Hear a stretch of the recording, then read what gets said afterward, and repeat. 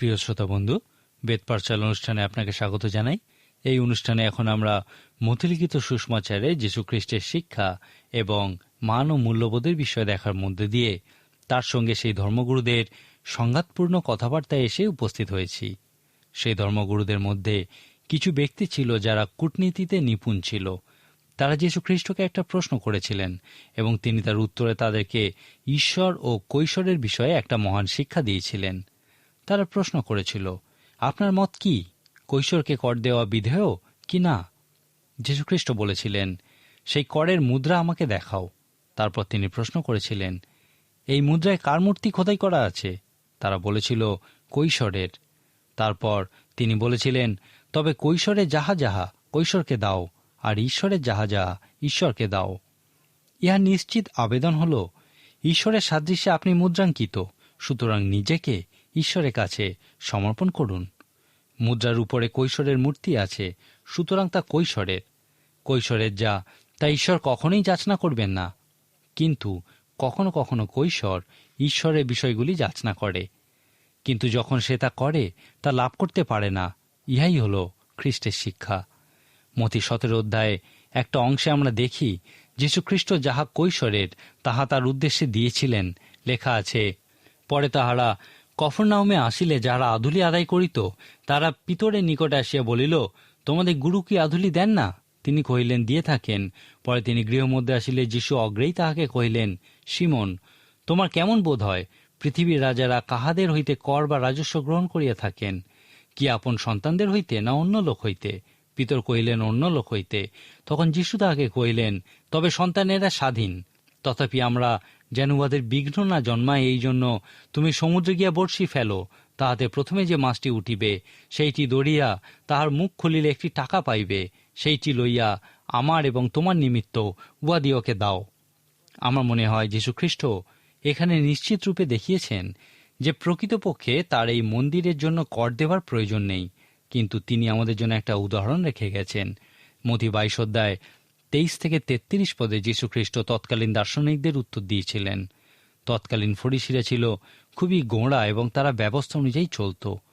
আজকের দিনে প্রচলিত ভাষায় তৎকালীন সদ্দুকীদেরকে উদারপন্থী বলা যায়।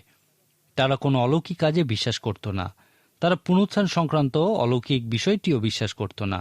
তারা খ্রিস্টকে সেই ব্যবস্থা, যা দ্বিতীয় বিবরণ পুস্তকের 25 অধ্যায়ে লেখা আছে, মনে করিয়ে দিয়ে বলেছিলেন, যদি কোনো মহিলার স্বামী মারা যায় এবং তাদের কোনো সন্তান না থাকে, তাহলে সেই মহিলা তার স্বামীর ভাইকে বিবাহ করতে পারে।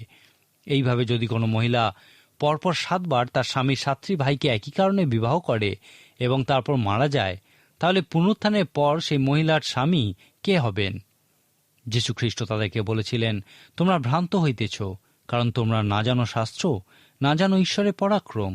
কেননা পুনরুত্থানে লোকে বিবাহ করে না এবং বিবাহিতাও হয় না, বরং স্বর্গে ঈশ্বরের দূতগণের ন্যায় থাকে। এখানে আমরা দেখি যে যীশুখ্রিস্ট শুধু তাদেরকে প্রশ্নের উত্তরই দেননি, তিনি তাদের প্রশ্নের মূল উৎসে পৌঁছেছিলেন।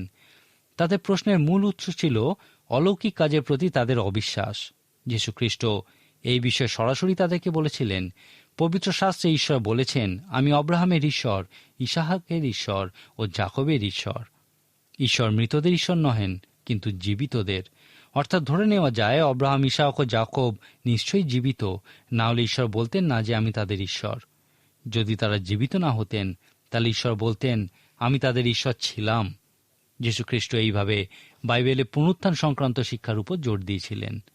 প্রেরিতদের কার্যবিবরণী পুস্তকে সেই প্রেরিতগণও এই একই কাজ করেছিলেন। যদি পুনরুত্থান সত্য হয়, তাহলে যে কোনো অলৌকিক বিষয়ও সত্য হতে পারে। যীশুখ্রিস্ট তার উত্তরের মধ্যে দিয়ে মূল প্রশ্নটি করেছিলেন, তোমরা কি অলৌকিক কাজে বিশ্বাস করো অথবা করো না? যীশুখ্রিস্ট এই অধ্যায়েই এরপরে ঈশ্বরতাত্ত্বিক মানুষদের প্রশ্নের উত্তর দিয়েছিলেন। একজন ব্যবস্থাবেত্তা যীশুখ্রিস্টকে প্রশ্ন করেছিল, ব্যবস্থার মধ্যে কোন আজ্ঞা মহৎ? তিনি এই প্রশ্নের উত্তরে একটা মহান শিক্ষা দিয়ে বলেছিলেন, তোমার সমস্ত অন্তঃকরণ, তোমার সমস্ত প্রাণ ও তোমার সমস্ত মন দিয়া তোমার ঈশ্বর প্রভুকে প্রেম করিবে, এবং দ্বিতীয় আজ্ঞা দিয়ে বলেছিলেন, তোমার প্রতিবেশীকে আপনার মতো প্রেম করিবে। আপনার কি মনে আছে, পর্বতে দত্ত উপদেশ অধ্যয়নের সময় আমি জীবনের 3টি বিশেষ প্রয়োজনীয়তার কথা বলেছিলাম। আমি বলেছিলাম, আমাদেরকে নিজেদের দিকে তাকাতে হবে, উপরের দিকে তাকাতে হবে এবং তারপর চারপাশে তাকাতে হবে। আর এইভাবে আমরা যীশুখ্রিস্টের সমাধানে পরিণত হব। যীশুখ্রিস্ট এই 2টি আজ্ঞার মধ্যে দিয়ে সংক্ষেপে এই 3টি বিষয় বলেছেন। যখন উপরের দিকে তাকাবে তখন ঈশ্বরকে ভালোবাসো, যখন চারপাশে তাকাবে তখন প্রতিবেশীকে ভালোবাসো, যখন নিজের দিকে তাকাবে তখন নিজেকে ভালোবাসো। এখন যীশুখ্রিস্ট এই নিজেকে ভালোবাসো কথাটা এই অর্থে বলেছিলেন যে নিজের বিষয়ে উত্তম চিন্তা করো, ঈশ্বর তোমার বিষয়ে যা বলে সেই লাভজনক বিষয়ে চিন্তা করো। এই অংশটিকে আমরা সংক্ষেপে এইভাবে প্রকাশ করতে পারি, যীশুখ্রিস্ট আমাদেরকে এই শিক্ষা দিয়েছিলেন যে ঈশ্বরকে সম্পূর্ণরূপে ভালোবাসো, নিজেকে সম্পূর্ণরূপে ভালোবাসো এবং প্রতিবেশীকে নিঃশর্তে স্বার্থ চিন্তা না করেই ভালোবাসো। এরপর মতি 23 অধ্যায় আমরা খ্রিস্টীয় নেতৃত্বের বিষয়ে একটা মহান শিক্ষা দেখতে পাই। মতি 20 অধ্যায়ে যীশুখ্রিস্ট তার শিষ্যদেরকে তার রাজ্যের মহান হওয়ার বিষয়ে বলেছিলেন, যদি তোমরা আমার রাজ্যে মহান হতে চাও তাহলে অন্যের সেবা করো। এখানে তিনি আরও নিশ্চিত রূপে এই বিষয়ে শিক্ষা দিয়েছেন। এই অংশেই সেই ধর্মগুরুদের সঙ্গে তার সংঘাত চরম পর্যায়ে পৌঁছেছে, কারণ এখানে তিনি তাদের নেতৃত্ব দেওয়ার দর্শনের বিরুদ্ধে কথা বলেছেন। তিনি নেতৃত্বের বিষয়ে যা কিছু শিক্ষা দিয়েছিলেন সবই সেই ধর্মীয় নেতাদের বিপক্ষে গেছিল। তিনি তার শিষ্যদেরকে বলেছিলেন, সে ধর্মগুরুরা চায় যেন লোকে তাদেরকে রব্বি বা গুরু বলে ডাকে। তারা হাটে বাজারে লোকের কাছ থেকে মঙ্গলবাদ পেতে ভালোবাসে। যীশুখ্রিস্ট তার নেতৃত্ব বিষয়ক শিক্ষায় 3টি নিষেধাজ্ঞা জারি করেছিলেন। তোমরা রব্বি বলিয়া সম্ভাষিত হইও না, পৃথিবীতে কাহাকেও পিতা বলিয়া সম্বোধন করিও না, তোমরা আচার্য বলিয়া সম্ভাষিত হইও না, কারণ তোমরা সকলেই ভ্রাতা এবং তোমাদের একজনই গুরু আছেন, একজনই পিতা এবং একজনই আচার্য আছেন, আর তিনি হলেন ঈশ্বর। এখন যদি খ্রিস্ট নির্দেশিত নেতৃত্ব বিষয়ক এই শিক্ষা কোনো মণ্ডলীতে থাকে তাহলে তা পৃথিবীর যে কোনো সংস্থার থেকে আলাদা হবেই। অনেক মানুষেরই খ্রিস্টের মণ্ডলীকে নেতৃত্ব দেওয়ার বিষয়টি খুব শক্ত মনে হয়। কিন্তু কেন কোনো মণ্ডলীকে নেতৃত্ব দেওয়া একটা শক্ত বিষয়? মণ্ডলীকে নেতৃত্ব দেওয়ার ক্ষেত্রে ব্যবসায়িক মনোবৃত্তি চলে না। মণ্ডলী ব্যবসা করার জায়গা নয়। একটা মণ্ডলীকে নেতৃত্ব দেওয়ার জন্য কিরূপ পরিকাঠামো থাকার প্রয়োজন? মতি 23 অধ্যায়ে যীশুখ্রিস্ট বলেছেন, এই পৃথিবীস্থ কোনো বিষয়ের সঙ্গে মণ্ডলীর তুলনা করা চলে না। মণ্ডলী কোনো ব্যবসা ক্ষেত্র বা রণক্ষেত্র নয়। এই 23 অধ্যায়ে যীশুখ্রিস্ট মণ্ডলীকে নেতৃত্ব দেওয়ার জন্য উপযুক্ত পরিকাঠামোর বিষয় বলেছেন। যীশুখ্রিস্টের এই শিক্ষা খুব নিশ্চিতভাবেই তৎকালীন ধর্মগুরুদের তিরস্কার করেছিল। যীশুখ্রিস্টের মত অনুযায়ী সেই ধর্মগুরুদের নেতৃত্বের পরিকাঠামো সঠিক ছিল না। মতি 23 অধ্যায় আমরা খ্রিস্টের সঙ্গে এই ধর্মগুরুদের সংঘাতপূর্ণ কথাবার্তাকে চূড়ান্ত রূপ নিতে দেখি। তিনি তাদেরকে বলেছিলেন, একজনকে জিহুদি ধর্মাবলম্বী করিবার জন্য তোমরা সমুদ্র স্থলে পরিভ্রমণ করিয়া থাকো, আর যখন কেউ হয় তখন তাহাকে তোমাদের অপেক্ষা দ্বিগুণ নারকী করিয়া তোলো। হে কপটীরা, তোমরা পানপাত্র ভোজনপাত্র বাহিরে পরিষ্কার করিয়া থাকো, কিন্তু সেগুলির ভিতরে দৌরাত্র অন্যায় ভরা। হে কপটীরা, তোমরা চুনকাম করা কবরের তুল্য, তাহা বাহিরে দেখিতে সুন্দর বটে, কিন্তু ভিতরে মরা মানুষের অস্থি ও সর্বপ্রকার অসুচিতায় ভরা। তদ্রূপ তোমরাও বাহিরে লোকেদের কাছে ধার্মিক বলিয়া দেখাইয়া থাকো, কিন্তু ভিতরে তোমরা কাপট্য ও অধর্মে পরিপূর্ণ। যীশুখ্রিস্টের এই কথার পর তার সঙ্গে ধর্মগুরুদের সহাবস্থান অসম্ভব হয়ে পড়েছিল। যাই হোক, সেই ধর্মগুরুদের প্রতি তিরস্কারপূর্ণ এই অংশটি যীশুখ্রিস্টের দয়াপূর্ণ একটা সুন্দর ছোট্ট অনুচ্ছেদের মধ্যে দিয়ে শেষ হয়েছে। লেখা আছে, হা জেরুসালেম, জেরুসালেম, তুমি ভাওবাদীগণকে বধ করিয়া থাকো ও তোমার নিকটে যাহারা প্রেরিত হয় তাহাদিগকে পাথর মারিয়া থাকো। কুকুটি যেমন আপন শাবকদিগকে পক্ষের নিচে একত্র করে, তদ্রূপ আমিও কতবার তোমার সন্তানদিগকে একত্র করিতে ইচ্ছা করিয়াছি, কিন্তু তোমরা সম্মত হইলে না। দেখো, তোমাদের গৃহ তোমাদের নিমিত্ত উৎসন্ন পড়িয়া রহিল, কেননা আমি তোমাদিগকে বলিতেছি, তোমরা এখন অবধি আমাকে আর দেখিতে পাইবে না, যে পর্যন্ত না বলিবে, ধন্য তিনি যিনি প্রভুর নামে আসিতেছেন। যীশুখ্রিস্টের এই দয়াপূর্ণ কথা আবার সেই ভয়ঙ্কর বিচারের নেমে আসার বিষয়ে সতর্কবাণী প্রচার করে। মতি 24 ও 25 অধ্যায় জুড়ে আছে যীশুখ্রিস্টের জৈতুন পর্বতে দত্ত বক্তৃতা। যীশুখ্রিস্ট তার শিষ্যেরা সেই ধর্মধামে আসার পর যখন শিষ্যেরা সেই ধর্মধামের গাঁথনি যীশুখ্রিস্টকে দেখিয়েছিল, তিনি বলেছিলেন, এই স্থানের একখানি পাথর অন্য পাথরের উপরে থাকিবে না, সমস্তই ভূমিসাৎ হইবে। এরপরে শিষ্যেরা তাকে প্রশ্ন করেছিলেন, এই সকল ঘটনা কখন হইবে, আর আপনার আগমনের এবং যুগান্তের চিহ্ন কি? তাদের এই প্রশ্নের পরিপ্রেক্ষিতেই যীশুখ্রিস্ট মথি 24 ও 25 অধ্যায় আমাদেরকে দিয়েছেন। এখানে তিনি পৃথিবীর শেষ সময় তার পুনরাগমন এবং জেরুজালেমের ধ্বংসের বিষয়ে বলেছেন। এখানে যীশুখ্রিস্ট যা বলেছেন তা প্রকৃতই বোঝার পক্ষে খুবই কঠিন। শিষ্যদের প্রশ্নের উত্তরে যীশুখ্রিস্ট জেরুজালেমের ধ্বংসের বিষয়ে বলেছিলেন, যা 70 খ্রিস্টাব্দে সম্পন্ন হয়েছিল। শিষ্যরা তার পুনরাগমন এবং যুগান্তের চিহ্নের বিষয়ে প্রশ্ন করেছিলেন। এই প্রশ্নের উত্তরে তিনি বলেছিলেন, তোমরা যুদ্ধের কথা ও যুদ্ধের জনরব শুনিবে, জাতির বিপক্ষে জাতি, রাজ্যের বিপক্ষে রাজ্য উঠিবে, দুর্ভিক্ষ ভূমিকম্প হইবে, অধর্মের বৃদ্ধি হইবে, প্রেম শীতল হইয়া যাইবে, সুসমাচার সমুদয় জগতে প্রচার করা যাইবে এবং মহাক্লেশ উপস্থিত হইবে। এই সমস্ত কিছুই তার আগমনের চিহ্ন। মথি 24 অধ্যায়ে চিহ্ন সকল দেওয়ার পর 25 অধ্যায়ে যীশুখ্রিস্ট 3টি উপমা দিয়েছেন। এই উপমাগুলির মধ্যে দিয়ে যীশুখ্রিস্ট আমাদেরকে বলেছেন, প্রথমত, তার দ্বিতীয় আগমন হল সমস্ত খালি পাত্রের উপরে বিচার স্বরূপ। পবিত্র শাস্ত্রের তেল হল পবিত্র আত্মার প্রতীক। এখানে একটা উপমাতে তিনি বুদ্ধিমতী ও মূর্খ কুমারীদের বিষয়ে বলেছেন।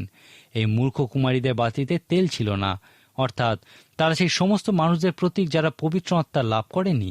এই উপমাতে বরের ফিরে আসার ঘটনাটি ঈশ্বরের পুনরাগমনের প্রতীক। সেই মূর্খ কুমারীরা বুদ্ধিমতী কুমারীদের কাছে তেল চাইতে আসবে, কিন্তু তাদেরকে সে ভয়ঙ্কর কথা বলা হবে, তোমরা বিক্রেতাদের নিকটে গিয়ে আপনাদের জন্য ক্রয় করো। এরপর যতক্ষণে তারা তেল খুঁজে কিনে নিয়ে আসবে, ততক্ষণে দরজা বন্ধ হয়ে যাবে এবং তারা প্রবেশ করতে পারবে না। খ্রিস্ট এখানে প্রত্যেক শূন্যপাত্রের উপরে বিচার নেবে আসার কথা প্রকাশ করেছেন।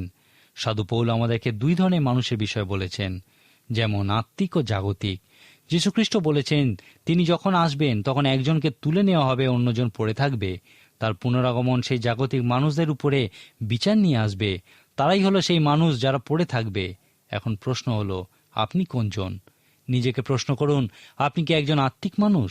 লুকা 11 অধ্যায় যীশুখ্রিস্ট পবিত্র আত্মা লাভ করার বিষয়ে বলেছেন, অবিরত যাচনা করো, অবিরত অন্বেষণ করো, অবিরত দ্বারে আঘাত করো।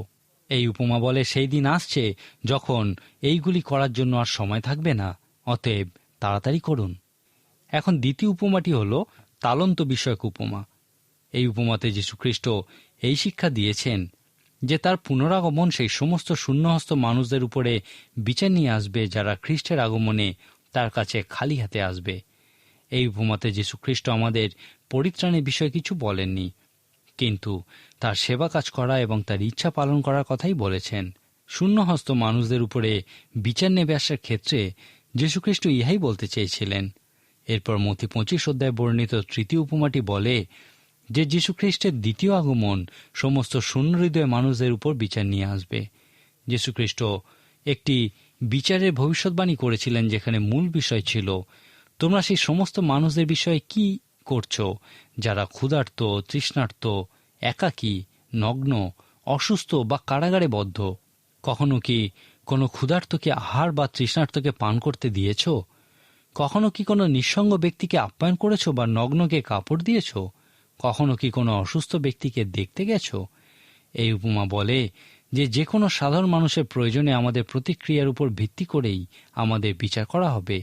যে সমস্ত মানুষের হৃদয়ে এই বিষয়ে কোনো চিন্তাই নেই, সেই সমস্ত শূন্য হৃদয় মানুষের উপরই খ্রিস্টের দ্বিতীয় আগমন বিচার নিয়ে আসবে। এই জৈতুন পর্বতে দত্ত শিক্ষার পরেই আমরা যীশুখ্রিস্টের জীবনের সবথেকে মহানতম সংকট উপস্থিত হতে দেখি। এই সংকটের বিষয়ে আমরা যোহন লিখিত সুসমাচার অধ্যয়ন করার সময় খুবই গভীরতার সঙ্গে আলোচনা করব। যখন আপনি খ্রিস্টের মৃত্যু ও পুনরুত্থানের বিষয়ে আলোচনা করবেন, তখন আমরা যাকে পবিত্র সপ্তাহ বা দুঃখভোগের সপ্তাহ বলে থাকি, সেখানে দেখবেন যে ইহা প্রকৃতপক্ষে শ্রেণীবদ্ধ কতকগুলি ঘটনার সমষ্টি। সুতরাং মথি লিখিত সুসমাচারের এই অংশে সেই সমস্ত ঘটনাবলীর প্রতি লক্ষ্য রাখুন। প্রথমত আমরা দেখি খ্রিস্টের আদর্শ প্রার্থনার বিষয়। যীশুখ্রিস্ট সেই গেতসিমানি বাগানে প্রার্থনায় বসেছিলেন এবং তার ঘাম রক্তের বড় বড় ফোঁটার আকারে মাটিতে পড়েছিল। তিনি প্রার্থনা করেছিলেন, হে আমার পিতা, যদি হইতে পারে তবে এই পানপাত্র আমার নিকট হইতে দূরে যাও, তথাপি আমার ইচ্ছা মতো না হোক, তোমার ইচ্ছা মতো হোক। এই প্রার্থনাটিকেই আমরা প্রকৃতপক্ষে বলতে পারি প্রভুর প্রার্থনা। আমার ইচ্ছা না, কিন্তু তোমার ইচ্ছা পূর্ণ হোক। আপনি কি কখনো এমন প্রার্থনা করেছেন? আপনার যদি কোনো দুরারোগ্য ব্যাধি হয়, তাহলে কি আপনি এই মতো প্রার্থনা করে বলতে পারবেন, যদি সম্ভব হয় তবে আমার কাছ থেকে এই পানপাত্র দূর করো, তথাপি আমার ইচ্ছা নয় কিন্তু তোমার ইচ্ছা পূর্ণ হোক? আপনি হয়তো এই প্রার্থনা সঠিকভাবে ততক্ষণ পর্যন্ত উপলব্ধি করতে পারবেন না যতক্ষণ না আপনি নিজে বা আপনার কোনো প্রিয়জন কোনো কঠিন সমস্যায় পড়বেন। এই প্রার্থনার মধ্যে দিয়ে যীশু খ্রিস্ট আমাদেরকে একটা আদর্শ প্রার্থনা দিয়ে গেছেন। তিনি প্রার্থনা করেছিলেন, পিতা, আমার ইচ্ছা এই যে এই পানপাত্র আমার থেকে দূর করো, কিন্তু আমার ইচ্ছা নয়, তোমার ইচ্ছাই পূর্ণ করো। আমাদেরও এইভাবেই খ্রিস্টের মতো প্রার্থনা করা উচিত। এই অংশে আমরা এই আদর্শ প্রার্থনার সাথে আরও একটি বিষয় দেখতে পাই, যাকে আমরা বলি প্রভুর ভোজ। এই পবিত্র প্রভুর ভোজ থেকে আমরা বেশ কিছু মহান শিক্ষা লাভ করে থাকি। আমরা প্রত্যেকেই এই বিষয়ে একমত যে আমাদের পরিবারের কোনো সদস্য যখন বেশ কিছু দিনের জন্য বাইরে কোনো কাজে যান, তখন আমাদের কাছে তাদের ছবি কতটা প্রিয় হয়ে ওঠে। তার যে ছবিটা হয়তো ঘরের এক কোণায় ধুলোময়লার মধ্যে ছিল, যখন তিনি বাইরে যান, সেই ছবিটাই তখন ভালো করে পরিষ্কার করে ঘরের কোনো ভালো জায়গায় রাখা হয়, যেন সকলের চোখে পড়ে। কারণ যখন সেই সদস্য পরিবারে অনুপস্থিত থাকে, তখন পরিবারে অন্য সকলের কাছে তার ছবির গুরুত্ব অনেকটা বেড়ে যায়। পবিত্র প্রভুভোজের ক্ষেত্রেও এক অর্থে আমরা এই চিত্র দেখতে পাই। যীশুখ্রিস্ট চলে যাওয়ার আগে তার শিষ্যদেরকে বলেছিলেন, আমি যাওয়ার আগে তোমাদেরকে আমার একটা চিত্র দিয়ে যেতে চাই। আমি চাই যতদিন আমি আবার ফিরে আসি, তোমরা সেই চিত্রের দিকে দেখো। ইহাই হলো প্রভুর ভোজ। যীশুখ্রিস্ট আবার আসছেন, আর তার পুনরাগমন পর্যন্ত এই পবিত্র প্রভুর ভোজকে আমাদের কাছে চিত্রস্বরূপ দিয়ে গেছেন। যীশুখ্রিস্ট তার শিষ্যদের সঙ্গে নিস্তার পর্বের ভোজ খাওয়ার সময় জানতেন যে এদের মধ্যেই কয়েকজন সুসমাচার লেখার মধ্য দিয়ে তাকে স্মরণীয় করে রাখবেন। আমি বিশ্বাস করি তিনি তাদেরকে বলেছিলেন, আমি যতদিন না ফিরে আসি ততদিন পর্যন্ত আমি চাই যেন লোকে আমাকে একটিমাত্র বিষয়ের মধ্যে দিয়ে স্মরণ করে, আর তা হল সেই ক্রুশ। কিছু মানুষ বলেন যে তারা খ্রিস্টের ক্রুশ মনে রাখতে চান না, কারণ তারা পুনরুত্থিত খ্রিস্টকেই মনে রাখতে চান। আমি তাদের সঙ্গে একমত নই। আমি বিশ্বাস করি খ্রিস্ট বলেছিলেন, আমাকে আমার ক্রুশের উপরে স্মরণ করো। ইহার কারণ এই নয় যে তার এইভাবে স্মরণীয় হওয়া প্রয়োজন, কিন্তু আমাদেরই প্রয়োজন হলো তাকে এইভাবে স্মরণ করা, কারণ ক্রুশে হয়তো খ্রিস্টই হলো আমাদের পরিত্রাণের ভিত্তিমূল। খ্রিস্টের পুনরুত্থান হল ওই পরিত্রাণের প্রমাণ। যীশুখ্রিস্ট যখন তার সকল শিষ্যের সঙ্গে সেই ভোজে সমবেত হয়েছেন, সেখানে তার প্রতি বিশ্বাসঘাতকতা লক্ষ্য করুন। শুধু যে জিহুদা বিশ্বাসঘাতকতা করেছিল তা নয়, কিন্তু সাধু পিতরও তাকে অস্বীকার করেছিলেন। খ্রিস্টকে ধরার সময় লেখা আছে, তখন শিষ্যেরা সকলে তাহাকে ছাড়িয়া পালাইয়া গেল। ইহা খুবই আকর্ষণীয় একটা বিষয় যে যীশুখ্রিস্ট যখন শিষ্যদেরকে বলেছিলেন, তোমাদের মধ্যে একজন আমাকে সমর্পণ করিবে, তখন শিষ্যেরা সকলেই বলেছিল, প্রভু, সে কি আমি? শুধুমাত্র সাধু পিতর ইহা বলেননি, কিন্তু তিনি একটি ছোট বক্তৃতা দিয়েছিলেন। কিন্তু তিনি 3 বার খ্রিস্টকে অস্বীকার করেছিলেন। যাই হোক, প্রত্যেকেই অস্বীকার করেছিল, কারণ সকলেই তাকে ছেড়ে পালিয়ে গেছিল। খ্রিস্টের ক্রুশারোপণের সময় তার মণ্ডলীর সদস্য সংখ্যা ছিল 0। তার পুনরুত্থানের পর থেকেই মণ্ডলীর সদস্য সংখ্যা বৃদ্ধি পেতে থাকে। যীশুখ্রিস্টের ক্রুশারোপণের বিষয়ে সুসমাচার লেখকদের ব্যাখ্যায় একটা বিষয় লক্ষ্য করুন যে তারা তার ক্রুশারোপণের বিশদ কোনো ব্যাখ্যা দেননি। যীশুখ্রিস্টের ক্রুশারোপণের বিষয়ে আমরা দেখি লেখা আছে, তারা তাকে ক্রুশে দিয়েছিল। এইভাবেই 4টি সুসমাচারে যীশুখ্রিস্টের ক্রুশারোপণের ঘটনা ব্যাখ্যা করা হয়েছে। আমার মনে হয় এই বিষয়টা আমাদেরকে বলে যে কিভাবে তাকে ক্রুশে দেওয়া হয়েছিল সেই ব্যাখ্যাটি বড় বিষয় নয়, কিন্তু তার ক্রুশারোপণের তাৎপর্য হল আসল বা মূল বিষয়।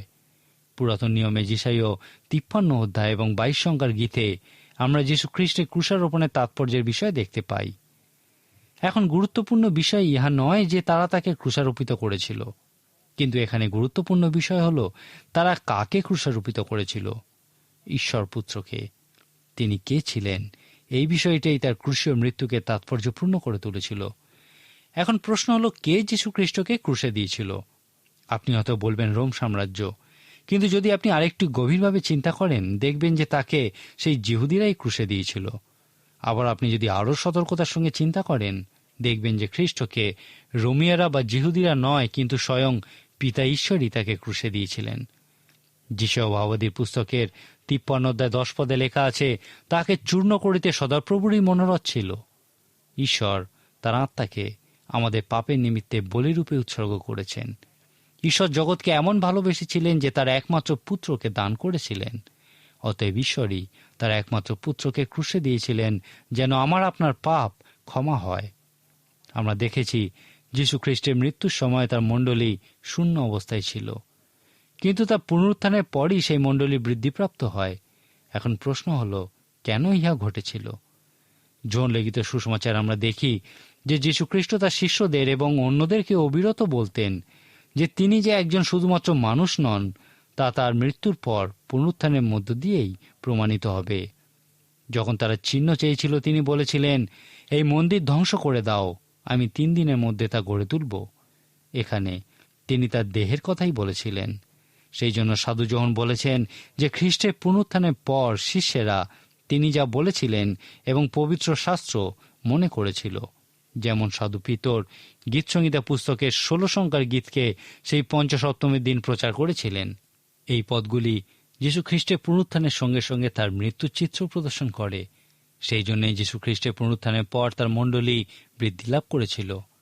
পবিত্র শাস্ত্রে লক্ষ্য করুন যে যীশু খ্রিস্টের মৃত্যু ও পুনরুত্থানের ঘটনাই আমরা সমগ্র সুসমাচার জুড়ে দেখতে পাই। সুতরাং খ্রিস্টের সুসমাচার একটি বিষয় নিয়ে নয়, কিন্তু 2টি বিষয় নিয়ে গঠিত, তার মৃত্যু এবং পুনরুত্থান। যীশু খ্রিস্টের পুনরুত্থানের পর আমরা আরেকটি যে বিষয় দেখতে পাই তা হল তার সেই মহান আজ্ঞা। মৃত্যুর পূর্বে যীশু খ্রিস্ট তার শিষ্যদের বলেছিলেন, দুঃখ ভোগের পর আমি তোমাদের সঙ্গে গালিলে মিলিত হব। আপনি মৃত্যুবরণ করার পূর্বে এইভাবে কি কারুর সঙ্গে দেখা করার কথা বলতে পারেন? যীশু খ্রিস্ট অনেককেই বলেছিলেন যে আমি তোমাদের সাথে গালিলে মিলিত হব। সুতরাং তার পুনরুত্থানের পর সেই লোকেরা প্রত্যেকেই খ্রিস্টের কথা স্মরণ করে গালিলে উপস্থিত হয়েছিলেন। ইতিহাস বলে যে প্রায় 500 লোক গালিলে খ্রিস্টের সঙ্গে মিলিত হওয়ার জন্য সমবেত হয়েছিল। এইখানেই যে তিনি প্রথমবার নিজেকে জীবন্ত রূপে দর্শন দিয়েছিলেন তা নয়, কিন্তু এখানে তিনি তাদেরকে দেখা দিয়ে সেই মহান আজ্ঞা দিয়েছিলেন, অতএব তোমরা গিয়া সমুদয় জাতিকে শিষ্য করো, পিতার ও পুত্রের ও পবিত্র আত্মার নামে তাদিওকে বাপ্তাইজ করো। আমি তোমাদিওকে যাহা যাহা আজ্ঞা করিয়াছি সে সমস্ত পালন করিতে তাদিওকে শিক্ষা দাও, আর দেখো আমি যুগান্ত পর্যন্ত প্রতিদিন তোমাদের সঙ্গে সঙ্গে আছি। প্রেরিতদের কার্যবিবরণী আমাদেরকে বলে তারা যীশু খ্রিস্টের এই আজ্ঞা অক্ষরে অক্ষরে পালন করেছিল। এই প্রেরিত পুস্তকেই সেই আজ্ঞা পালনের বিস্তারিত বিবরণ আমরা দেখতে পাই। এই মহান আজ্ঞায় আমরা একটাই আদেশবোধক বিষয় দেখি এবং 3টি ক্রিয়ার বিষয় দেখি। আদেশটি হল শিষ্য করো এবং ক্রিয়াগুলি হল যাওয়া, বাপ্তাইজ করা এবং শিক্ষা দেওয়া। অর্থাৎ যখন তোমরা যাবে, বাপ্তাইজ করিবে এবং শিক্ষা দেবে, তখন শিষ্য করবে। ইহার অর্থ হল এই পৃথিবীতে আমাদের একটি প্রধান লক্ষ্য হল যীশু খ্রিস্টের শিষ্য প্রস্তুত করা। এখন প্রশ্ন হল, যীশু খ্রিস্টের শিষ্যে পরিণত হওয়ার জন্য কি কোনো মূল্য দিতে হয়? ইহাই হল সেই আজ্ঞা, শিষ্য প্রস্তুত করো। এই শিষ্য প্রস্তুত করার পদ্ধতির বিষয়ে তিনি কখনোই বলেননি যে তোমরা গিয়ে লোকদেরকে বলো তারা কোনো কিছু না দিয়েই সামান্য কিছু পাবে, কিন্তু তোমরা যাও, তাদেরকে শিক্ষা দাও এবং বাপ্তাইজ করো। আমার মনে হয় এই শিক্ষা দেওয়াই হল শিষ্য করার একটা সুন্দর উপায়, কারণ এইভাবে তাদেরকে পবিত্র শাস্ত্রের দিকে এগিয়ে দেওয়া যায়। আর বিশ্বাস শাস্ত্রবাক্য শ্রবণের মধ্যে দিয়েই আসে। সর্বদা মনে রাখা উচিত, মণ্ডলীর প্রধান উদ্দেশ্য হল এই শেষ আজ্ঞা পালন করা। পৃথিবী আমাদের কাছে আসবে না, কিন্তু আমাদেরকে তাদের কাছে পৌঁছাতে হবে। আমাদের কর্তব্য হল যীশু খ্রিস্টের শিষ্য প্রস্তুত করা, তাদেরকে বাপ্তাইজ করা এবং যীশু খ্রিস্ট আমাদেরকে যে শিক্ষা দিয়েছেন তাদেরকেও সেই শিক্ষা দেওয়া। এই কাজে আমাদের ব্যর্থ হওয়া উচিত নয়। এখন আপনি কি খ্রিস্টের একজন বিশ্বস্ত শিষ্যে পরিণত হয়েছেন? মথি 28 অধ্যায় 18 থেকে 20 পদ আবার পড়ুন ও পালন করুন। আজকের মতো তাহলে এখানেই শেষ করি। ঈশ্বর আপনার মঙ্গল করুন।